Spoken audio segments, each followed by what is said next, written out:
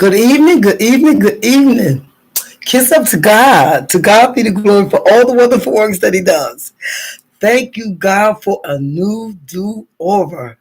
Thank you, God, for another day to get it right, for another chance to be in the land of the living, for that brand new grace and brand new mercies that you allow. Thank you, thank you, thank you. Thank you for life, health, and strength, family, and friends. And Lord, if we had the opportunity to say I'm sorry, allow that opportunity because I'm sorry can restore and recover a whole lot of things. Today, I'm coming on with three types of faith. And I got this from last night from Bible study from Pastor Flood, who is the preacher in my hometown in North Carolina. And he was on Bible study last night. And I found it very, very interesting and very helpful to sit back and to listen to him. So I started writing down some notes so I could share with my YouTube audience. And so I consider it an honor. Thank you, Pastor Flood. I appreciate this. And the three types of faith. He went into in-depth, so I skim. So like I say, I'll go skim a little bit. It's up to you to finish finding out everything else, okay? So three types of faith. We have the ineffective faith. The ineffective faith, make sure that we don't try to help God out. The ineffective faith, this faith leads to other things. It's a process we have to go through, but we cannot interfere with God's plans. The time is the greatest enemy of ineffective faith because we want everything to be right there, right there. We usually panic and we complain. Why isn't it done yet? What's taking so long? Why don't I have this, God? Because of lack of trust in God. We respond with fear. We start using negative words, and words have power over us. We speak the power over our life when we speak certain words. Faith is proved by the way we live. Especially if we unchanged, because unchanged in life, if we haven't changed anything, some things are not going to work for us because, see, God's word never changes, but we do. We need to call out. We call ourselves Christians, but we won't do the work. We won't do things that we want to do. We want God to do everything. And as we say, we go ahead of him and we try to help him. He doesn't need our help. Then you have the weak faith. The weak faith is better than no faith at all, or the ineffective faith. It's lack of endurance. You never try to test God, and we do. I know I've had. Lord, if you do this, I'll do that. If you can just make sure this is done, I'll make sure that is done. And half the time we're not gonna do what we say we're gonna do, but we do test him. We need to focus on God. We need to hold on in spite of what's going on around us. And right now we really are dealing with a lot of things that's going on around us. And you know what I'm talking about. In spite of it, we need to focus on God. It is part of the process. You can actually build on weak faith. We could build it into a stronger faith. Sometimes we just need that time to build up, to have a stronger faith. When we haven't gone through anything, that's the good part. That's when we're new. When you go through stuff, that's when you realize, or that's when you start testing your faith. That's when you start doing your faith.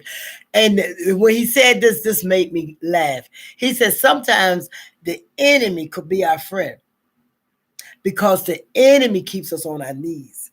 Because when he said the enemy could be our friends, that's our friend. But the enemy will keep you praying. And that's what God needs you to do. He needs you to be on your knees and he needs you to pray. God is able. He needs you to keep the hope, keep the faith. God word and God help, because it will help build stronger faith. Faith is a gift from God. It is a gift of the Spirit. Take self-inventory and see if you have any more gifts. So you have to, you do have gifts of the Spirit. And the third faith is effective faith. Effective faith, you completely depend on God and you're willing to do his will. Whatever we go through is a learning experience. So we can't do a lot of complaining. We need to stop overthinking, because that's the trick of the devil. Don't allow all of that to stay in your mind, because it tries to get you off your game. When you have effective faith, number one, it grows under pressure. It's not a punishment, it's a process. Number two, you're stronger through endurance, because you need to start worrying, because worrying brings on stress, high blood pressure. Worrying, stress can kill. You're worrying yourself to death about something you can't change instead of allowing God to do it. Number three is hopeful anticipation, because you know God is real and you know that He is going to do what He has to do. Then number four, quiet assurance. God is sure and God is certain. And that's something you should know. That's something you should be sure of. God knows what's best for us, even when we don't approve. The beginning is we always believe in God's character. The end is we always believe in God's promises. And that was so good. Like I say, he did more of an in-depth study on it. And it makes sense, because right now, we need to really ground ourselves in the word and really have faith to know that God is not going to let some things that are happening. He's not pleased, and He's not going to allow some of these things to come to fruition. He's not, because He's that good. God is also their God. He's God to all of us. So some things that are going on, some things are allowed, because I think I've stated before, when God tries to get our attention and we won't give it to Him, He's going to get it another way. And right now, He's trying to get our attention and let us understand and allow us to understand that we're going to have to really depend on knowing God, knowing who He is, and knowing that God got us.